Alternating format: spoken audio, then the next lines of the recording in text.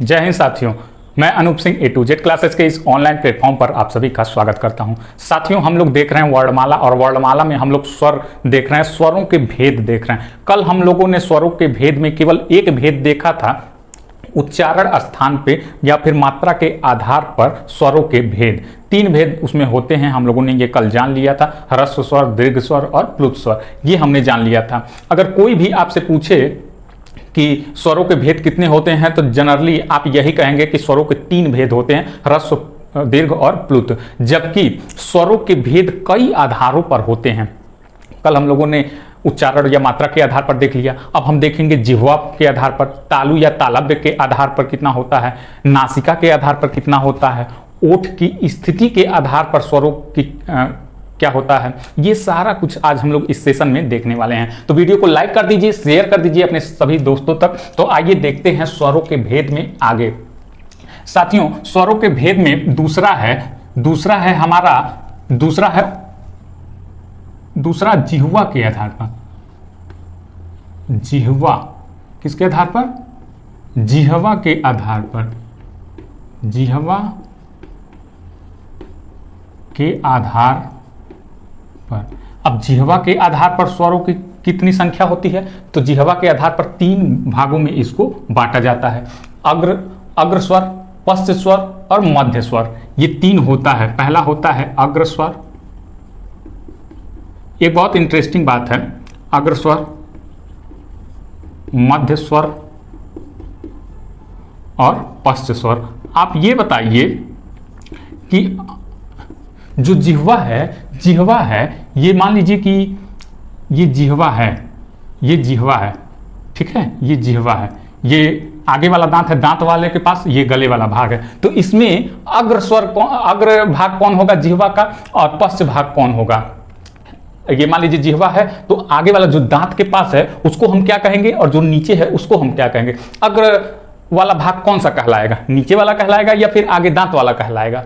तो अभी तक आप शायद, हमको यही मालूम है कि आप यही जान रहे होंगे कि जो जिह्वा होता है, अग्रभाग कौन सा कहलाता है? दांत के पास वाला, ये आगे वाला, इसको हम अग्रभाग करते हैं। जबकि ये क्या होता है? गलत होता है। अग्रभाग जो होता है ये कंठ के पास, आपके जो गले से जो जीभ निकल के आ रहा है वहां से, वो क्या कहलाता है? अग्रभाग कहलाता है।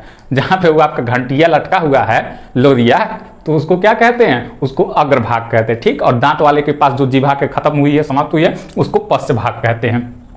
तो अग्रभाग में कौन कौन से स्वर आते हैं, मध्य भाग में कौन कौन से स्वर आते हैं, और पश्च भाग में कौन कौन से स्वर आते हैं। एज इट इज क्वेश्चन पूछा जाता है, इतना ध्यान रखिएगा, इसी आधार पर पूछा जाता है। तो ध्यान दीजिएगा, अग्रभाग यानी यहां से कितने स्वर बोले जाते हैं। जरा बोल के देखिए, अ आ ई, जरा बोल के देखिए आपके कितने स्वर बोले जाते हैं। तो पहला आप पाएंगे कि छोटी ई कहां से बोला जाता है? तो अग्र स्वर से बोला जाता है। बोल के देखिए, ई।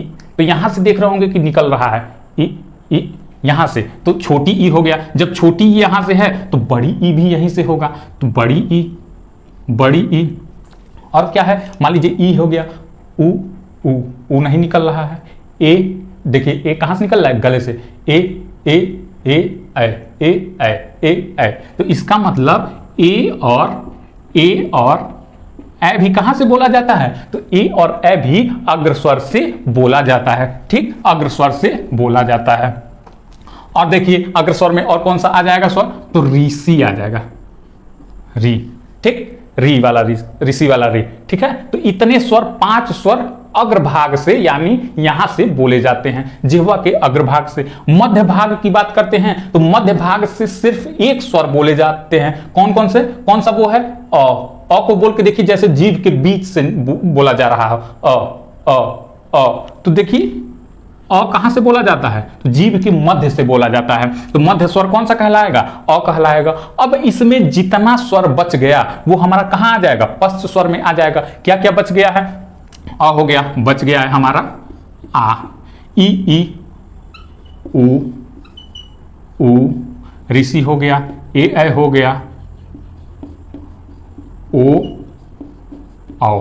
अब कितने हो गए, जोड़ लीजिए, 5 1 6, 6 5 11, स्वर कितने होते हैं 11। तो ये हो गया जिह्वा के आधार पर 3 भागों में बांटा गया है, अग्र स्वर, मध्य स्वर और पश्च स्वर। ये नोट करते हुए चलते रहिए, नोट्स बहुत सी शानदार बनने वाला है, बस आप नोट करते हुए चलिएगा। पूरा चैप्टर, पूरा कोर्स हम कंप्लीट करवाएंगे, बस जो लोग देख रहे हैं मन से देखें। अब आइए दूसरा बात करते हैं, ओठ की स्थिति के आधार पर क्या होता है, स्वरों का वर्गीकरण किस प्रकार से करते हैं। ओठ की स्थिति के आधार पर कितने भागों में किया जाता है। ओठों की स्थिति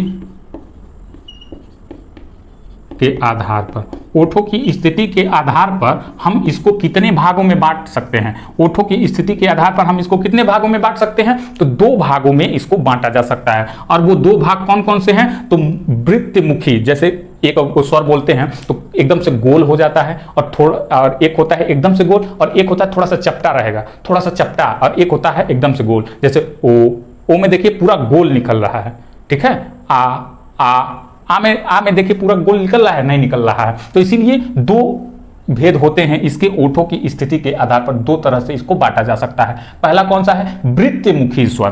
पहला कौन सा है, तो वृत्तमुखी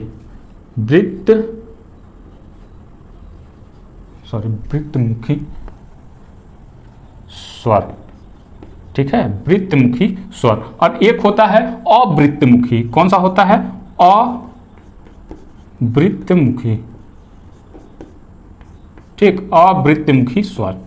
अब इसमें बांटते हैं कि कैसे कैसे इसको बांटा जाएगा, कैसे कैसे इसको बांटा जाएगा। तो देखिए, जो बोलने में एकदम मुंह गोल हो जाए, क्या हो जाए, गोल हो जाए, तो वो किसमें आ जाएगा, वृत्तमुखी। और जो थोड़ा बहुत चपटा वगैरह रहे तो वो किसमें आ जाएगा, अवृत्तमुखी। और मतलब नहीं, जो वृत्त मतलब गोला, जो गोल नहीं हो रहा है, ठीक है, तो वो अवृत्तमुखी में आ जाएगा। वृत्तमुखी में देखिए ऊ देखिए एकदम गोल हो जा रहा है, ऊ, तो इसका मतलब ऊ और बड़ा ऊ किसमें आ जाएगा, तो वृत्तमुखी में आ जाएगा। ऊ और बड़ा ऊ किसमें आ जाएगा, वृत्तमुखी में आ जाएगा। और देखिए ओ देखिए पूरा गोल हो जा रहा है, क्या हो जा रहा है, पूरा गोल हो जा रहा है, तो इसका मतलब ओ भी इसी में आ जाएगा।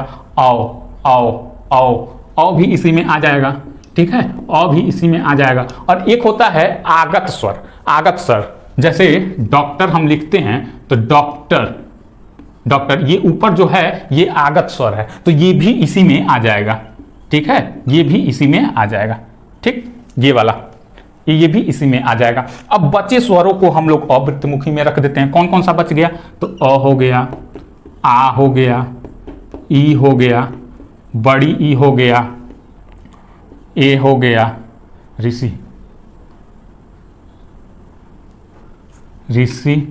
री हो गया, ए हो गया, ए हो गया।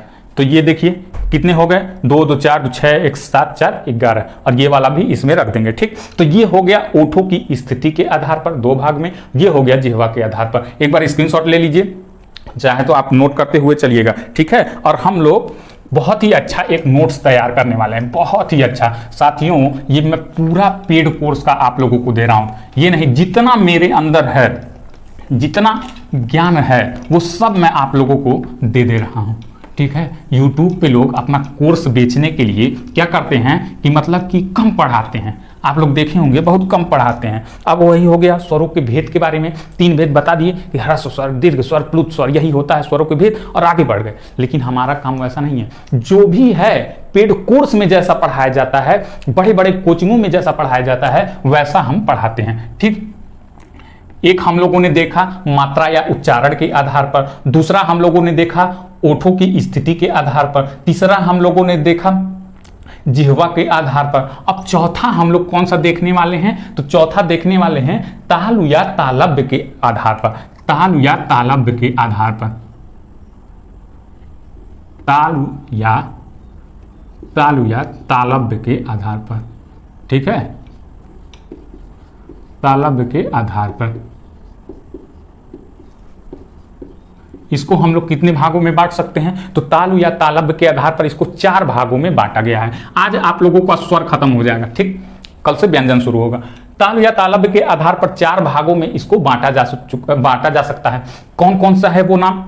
तो पहला है संवृत्त स्वर, अर्ध संवृत्त स्वर, विवृत्त स्वर और अर्ध विवृत्त स्वर। ठीक, तो ये 4 आधारों पर आइए इसका वर्गीकरण करते हैं कि किस में कौन कौन से स्वर पाए जाते हैं। ठीक, तो पहला है संवृत्त स्वर, संवृत्त स्वर। ठीक, तो संवृत्त स्वर देखिए कौन सा है, और दूसरा है अर्ध संवृत्त स्वर। पहले हम लोग चारों देख लेते हैं। अर्ध संवृत्त, अर्ध संवृत्त स्वर। ठीक है, ये हो गया दूसरा। और तीसरा कौन सा है? तो तीसरा है विवृत्त स्वर, विवृत्त स्वर। ठीक, विवृत्त स्वर। और चौथा कौन सा है? तो चौथा हो जाएगा अर्ध विवृत्त स्वर। कौन सा? अर्ध विवृत्त स्वर। ठीक, ये हो गया 4 भागों से इसको बांटा गया है, संवृत्त, अर्ध संवृत्त, विवृत्त, अर्ध विवृत्त। ठीक, 4 भागों से। ये डायरेक्ट क्वेश्चन पूछता है बाबू, और डायरेक्ट हम लोग जब जानते रहेंगे तभी ना एग्जाम में कर पाएंगे। तो सबसे बढ़िया है कि नोट्स बनाते चलिए, जब भी एग्जाम आए थोड़ा बहुत रोज देखते करिएगा, और जब भी एग्जाम आए एक बार नोट्स पलटेंगे ना, वो सब पूरा तैयार हो जाएगा। ठीक, किताब लेकर के बहुत लोग किताब से पढ़ नहीं पाते हैं, लेकिन नोट्स में वही आदमी नोट करता है जो नहीं आ रहा होता है, या फिर जो परीक्षा की दृष्टि से इंपॉर्टेंट होता है। ठीक है, तो यही मान के चलिए। अब देखिए संवृत्त स्वर में कौन कौन सा आ जाएगा। तो संवृत्त स्वर में ई और उ और री, ये किस में आ जाएंगे? संवृत्त स्वर में आ जाएंगे। ई उ और री संवृत्त स्वर में आ जाएंगे। अर्ध संवृत्त में भाई कौन कौन से आएंगे? तो अर्ध संवृत्त में ए और ओ आएंगे, ए और ओ आएंगे। अर्ध संवृत्त में कौन कौन से? ए और ओ। देखिएगा विवृत्त स्वर अनगिनत बार पूछा गया है, विवृत्त स्वर अनगिनत बार पूछा गया है। ये हिंदी में भी पूछा जाता है विवृत्त स्वर, और संस्कृत में भी पूछा जाता है विवृत्त स्वर, और अनगिनत बार ये पूछा गया है। ठीक है, और विवृत्त स्वर ये होता कौन सा है? सिर्फ एक होता है। कौन सा? आ। कौन सा होता है? आ होता है, सिर्फ एक ही होता है, आ होता है। बहुत बार पूछा गया है, इसको मोस्ट इंपॉर्टेंट कर लीजिए। ठीक, और अर्ध विवृत्त स्वर कौन सा हो गया? अब बचा जितना जो भी है वो अर्ध विपरीत में आ जाएगा। कौन कौन सा हमारा बच गया है? तो देखिए अ बच गया है, आ हो गया, ई उ री ए हो गया। कौन सा? ए हो गया। और कौन सा हो गया? औ हो गया। और कौन सा हो गया? एक आगत भी इसी में आ जाएगा। ठीक है, डॉक्टर वाला वही जो बताएं, तो आगत स्वर भी इसी में आ जाएगा अर्ध विवृत्त में। तो ये हो गया ताल या तालब के आधार पर 4 भागों में इसका वर्गीकरण किया गया है। ये पूरा है, नोट डाउन आप करते हुए चल रहे होंगे। 5वां है नासिका के आधार पर स्वरों का वर्गीकरण। नासिका के आधार पर, नासिका के आधार पर ये पूछा जाता है ऐसे कि कहां से बोला जाता है। ठीक, अभी बता रहे हैं कैसे। नासिका के आधार पर स्वरों का वर्गीकरण।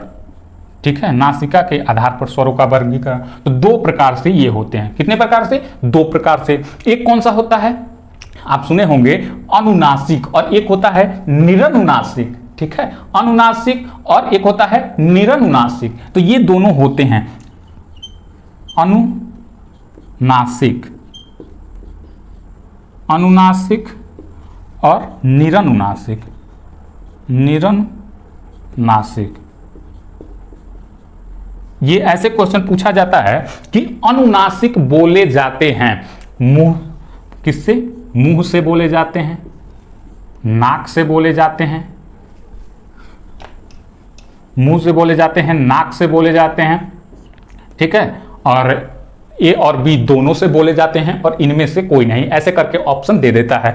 अनुनासिक बोले जाते हैं। और दूसरा यहीं पे निरनुनासिक पूछ लेता है, निरनुनासिक बोले जाते हैं। तो ये समझ लीजिए अनुनासिक मुंह और नाक से बोले जाते हैं, और निरनुनासिक केवल मुंह से बोला जाता है। ठीक, दोनों में पूरा स्वर आ जाता है, दोनों में पूरा स्वर आ जाता है। अब अनुनासिक में क्या है, कहां पे चंद्र बिंदु लगता है और कहां पे बिंदु लगता है, तो समझ लीजिए।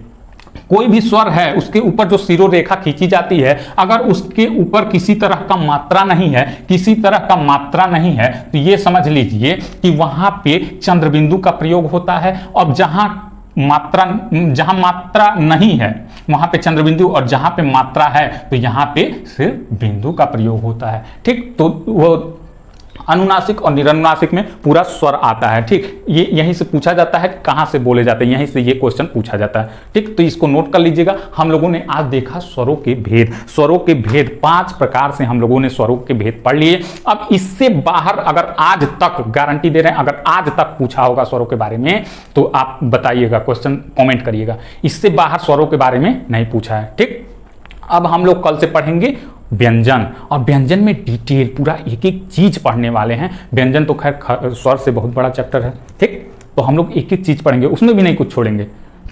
ठीक है, तो आई होप ये आज का क्लास आप लोगों को पसंद आया होगा। अगर आप लोगों को अच्छा लगा हो तो वीडियो को लाइक करिएगा, अपने सभी साथियों, संबंधियों, दोस्तों को जोड़िएगा और बताइएगा कि हिंदी का पूरा कोर्स फ्री में यहाँ पे पढ़ाया जा रहा है यूट्यूब पर। एकदम बिल्कुल फ्री है, पेड क्लास का कोर्स है। सभी लोगों को शेयर कर दीजिएगा। मिलते हैं हम कल नए सेशन में, तब तक के लिए धन्यवाद।